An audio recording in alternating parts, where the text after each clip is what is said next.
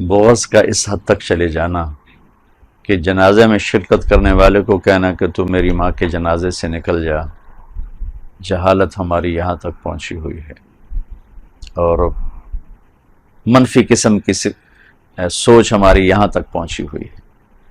ہماری تباہی کا سبب لوڈ شیڈنگ نہیں ہے، اور نہ گیس شیڈنگ ہے، نہ پیٹرول کی کمی ہے، اور نہ پانی کی کمی۔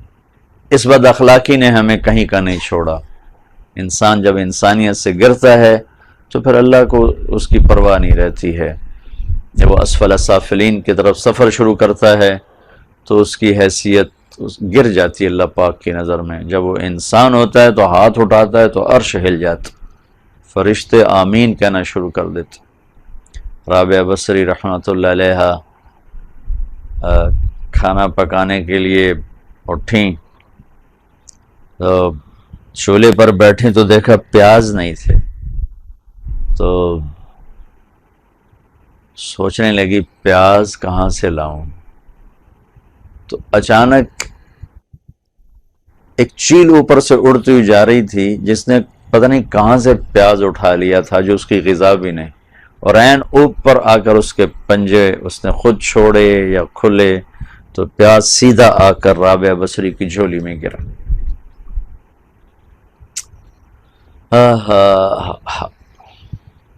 قومیں چیزوں کی کمی سے نہیں ہلاک ہوتی، اخلاقی پستی سے ہلاک ہوتی۔ تو اس وقت بہت سی کمیوں کے میں سے ایک کمی کو میں ڈسکس کر رہا ہوں کہ ہم آپس میں بہت لڑتے ہیں، بہت نفرت ہے، معاف کرنے کا کوئی جذبہ نہیں، درگزر کرنے کا کوئی جذبہ نہیں۔ مائیں بھی ابھارتے ہیں، باپ بھی ابھارتے ہیں، بھائی بھی ابھارتے ہیں۔ کوئی خوش نصیب ہیں جہاں والدین بھی ترغیب دیتے ہیں بیٹا معاف کرو، درگزر کرو، اور بھائی بھی ترغیب دیتے ہیں۔ ایسے خاندان بھی اللہ کا فضل ہے موجود ہیں، لیکن اکثریت ابھارنے والی جو بھی کوئی ایشو ہے، خاندانی ہے، جائیداد کا ہے، رشتے ناتے کا ہے، کوئی سیاست کا ہے، کوئی مذہب کا ہے، خاص طور پر یہ جو مذہبی نفرت ہے یہ تو میرے دل کا روگ بنی ہوئی ہے اور میرے سینے کا درد بنی ہوئی ہے کہ میں کس طرح اپنی قوم کو یہ بات واضح کروں، کس طرح اپنی نوجوان نسل کو میں اس آگ سے نکالوں کہ مذہب کے نام پہ نفرت یہ سب سے بڑا تباہی کا سبب ہے، جس سے ہر دفعہ جب بھی امت میں یہ نفرت پیدا ہوئی بہت بڑے نقصان اور رندے پھر گئے۔ تو میں تو جب سے میں اسپین کا سفر کر کے آیا ہوں میں کتنی دفعہ اس بات کو رو رو کے کہہ چکا ہوں، باز آ جاؤ۔ اسپین کو عیسائیوں نے نہیں تباہ کیا تھا، اسپین کو خود مسلمانوں نے تباہ کیا تھا کہ آپس میں لڑے جا رہے ہیں، کبھی جاگیروں پر، کبھی مذہب پر، کبھی سیاست پر، حتیٰ کہ اللہ تعالیٰ نے کوڑے کی طرح اٹھا کے باہر پھینک دیا۔ 800 سال جہاں اسلام کا نام تھا وہاں ایک کلمہ پڑھنے والا باقی نہ رہا، اور مسجد قرطبہ جہاں 800 سال اللہ رسول کی باتیں گونجیں ان گناہگار آنکھوں سے، وہاں گرجا دیکھ کے آیا ہوں، بت پڑے ہوئے دیکھ کے آیا ہوں، اور غرناطہ کی جامع مسجد جہاں سینکڑوں سال اللہ اللہ گونجتا رہا، وہاں فرڈینینڈ اور اس کی بیوی ازابیلا کی قبریں ہیں، انہوں نے آخری ریاست غرناطہ کو فتح کیا تھا۔ میری بات اگر جوان سن رہے ہیں، بوڑھے سن رہے ہیں، علماء سن رہے ہیں، عوام سن رہے ہیں، نفرتیں مٹاؤ بڑھاؤ نہیں۔ تو اس تسلسل میں ایک بات میں نے گھریلو شروع کی ہوئی تھی، تو میں آج اس کو پھر کہنا چاہتا ہوں کہ اللہ کرے اس مغفرت کے 10 دن میں ہم بھی معاف کرنے والے بن جائیں، کہ طلاق ایک بہت بڑا سبب ہو چکا ہے لڑائی کا، نفرت کا، کیونکہ عام طور پہ طلاقیں دی جاتی ہیں ناجائز، ظلماً، بہت کم جینون وجہ ہوتی ہے، اور جینون وجہ کی میں تائید کرتا ہوں کہ اگر جینون وجہ ہو جائے اور واقعتاً گزارا نہیں ہو رہا، پھر ماں باپ کو بچیوں کو مجبور نہیں کرنا چاہیے۔ کچھ عرصہ پہلے ہی ایک بچی نے مجھ سے فون پر بات کی کہ میرے خامند کا رویہ بہت غلط ہے، میرے 4 بچے ہیں لیکن میں روزانہ نہیں مرنا چاہتی، میں ایک دفعہ مرنا چاہتی ہوں۔ میں اس سے طلاق لینا چاہتی ہوں، میرا اس کے ساتھ کوئی گزارا نہیں، لیکن میرے ماں باپ کہتے ہیں گزارا کر، قربانی کا بکرا بن جا، قربانی کا بکرا بن جا، ان بچوں کے لیے قربانی کا بکرا بن جا۔ کیا میری ذاتی کوئی زندگی نہیں؟ کیا اللہ نے میری جان کا میرے اوپر کوئی حق نہیں رکھا؟ میں نے کہا بالکل رکھا ہے، اللہ نے تمہیں حق دیا ہے، تم طلاق لے سکتی ہو۔ ایسے موقعوں پہ ماں باپ کو یہ ظلم نہیں کرنا چاہیے کہ پریشر دے رہے ہیں کہ نہیں گزارا کر، بعد میں کون تجھے سنبھالے گا۔ بات تو اللہ کو پتہ ہے کل کیا ہونے والا ہے، لیکن آپ اپنی بچی کو روزانہ کیوں ذبح ہونے کے لیے چھوڑ رہے ہیں؟ بعض انسان ایسے ہوتے ہیں کہ ان کا مزاج اتنا پختہ ہو چکا ہوتا ہے کہ وہ اس بد اخلاقی سے نہیں ہٹتے، تو اس میں اپنی بچیوں کو ذبح کرنا یہ ماں باپ کا بہت بڑا ظلم ہے، بہت بڑی زیادتی ہے۔ یہ نہیں کرنا چاہیے، یہ نہیں کرنا چاہیے، یہ نہیں کرنا چاہیے۔ اللہ کے واسطے آپ خود اللہ کے نبی کی سیرت پڑھا کریں، یہ والدین پڑھیں، یہ بچے پڑھیں، یہ بچیاں پڑھیں، انہیں پتہ تو چلے کہ زندگی گزارنی کیسے ہے، کائنات کے عظیم سردار نے زندگی کیسے گزاری، کیا اصول بتائے۔ ہم اپنا پنجابی طریقوں میں گم ہیں، پٹھان اپنے پٹھانی طریقوں میں گم ہیں، سندھی اپنے سندھی طریقوں میں، بلوچ اپنے بلوچی طریقوں میں، پہاڑی اپنے پہاڑی طریقوں میں گم ہیں۔ تو اللہ کے واسطے بھائیو ہم اپنے نبی کے طریقے پر آئیں۔ لَقَدْ كَانَ لَكُمْ فِي رَسُولِ اللَّهِ أُسْوَةٌ حَسَنَةٌ، تو آپ کے اسوہ حسنہ خوبصورت زندگی، آپ نے کیسے مکے والوں کو معاف کیا، کیسے بیٹی کے قاتل کو معاف کیا، حبار بن اسود رضی اللہ تعالیٰ عنہ، زمانہ کفر میں حضرت زینب کی سواری کو برچھا مارا، وہ گری زخمی ہو کر، 8 سال اسی زخم میں آپ نے گزار کے انتقال فرمایا، اور بڑی دکھ والی زندگی دیکھی۔ اور فتح مکہ پر جب حبار بن اسود نے آ کے کلمہ پڑھنے کے لیے ہاتھ بڑھایا تو آپ نے فوراً اس کو بیعت فرمایا، اور یہ نہیں فرمایا میری بیٹی کا قاتل ایسے قتل کر دو۔ 18 برس مکے والوں نے قتل کے منصوبے بنائے، آپ نے فرمایا جاؤ میں نے معاف کیا۔ تو بھائی بہنوں، یہ مغفرت کا مہینہ ہے، آؤ ہم بھی معاف کریں، ہم بھی درگزر کریں، لوگوں میں صلح کرائیں، لڑے ہوئے کو آپس میں ملائیں۔ نبی پاک صلی اللہ تعالی وسلم اپنی بیٹی کے گھر گئے، یہ دنیا ہے، یہاں جھگڑے چلتے رہیں گے، کھٹ پٹ ہوتی رہے گی، ناممکن ہے یہاں نہ ہو، جنت میں جا کر بالکل عافیت ہوگی۔ آپ نے دیکھا فاطمہ رضی اللہ تعالیٰ عنہ اداس بیٹھی، کہا میری بیٹی کیا ہوا؟ کہا جی میرا اور علی کا جھگڑا ہو گیا۔ سبحان اللہ۔ آپ نے کہا علی کدھر ہے؟ کہا جی باہر نکل گئے۔ تو آپ نے کسی سے نہیں کہا علی کو بلا کے لاؤ، میں سو رہا، میں کہ میں آپ سدا، میں کہ میں آپ جاواں، یہ ہمارے دیس کا تکبر ہے یا جہالت ہے؟ آپ خود تشریف لے گئے، ڈھونڈنے دیکھا تو مسجد میں سوئے ہوئے تھے، آپ نے ایسے پیار سے اٹھایا، ابو تراب اٹھو۔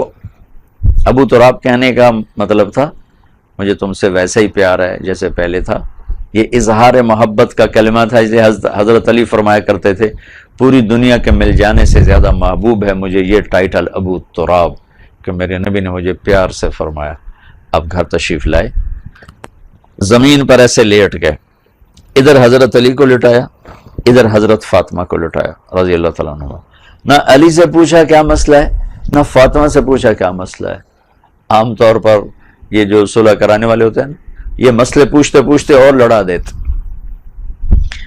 اور جب صلح کرنی ہے تو پھر یہ مت کہو جی اسی پہلے کوئی گل کرنی ہے، اسی جی کو پہلے گلاں کرنی ہیں پھر اسی سوچاں گے، پھر تو کبھی صلح ہو ہی نہیں سکتی۔ آپ نے کچھ نہیں پوچھا، علی ہاتھ دو، یہ ہاتھ لیا یہاں رکھا ناف پر، فاطمہ ہاتھ دو، ان کا ہاتھ لیا اور یہ رکھا، ٹھیک ہے، یہ علی کا ہاتھ، یہ فاطمہ کا ہاتھ، اور اس کے اوپر اپنا ہاتھ رکھا، 3 ہاتھ ہو گئے، سبحان اللہ۔ پھر فرمایا بولو ہماری صلح ہو گئی۔ دونوں نے کہا ہماری صلح ہو گئی۔ آپ اٹھے باہر نکلے، 14ویں کے چاند کی طرح چہرہ چمک رہا تھا۔ صحابہ نے عرض کی یا رسول اللہ آج آپ بڑے خوش نظر آ رہے ہیں۔ کہا علی و فاطمہ کی صلح کرا کے آ رہا ہوں۔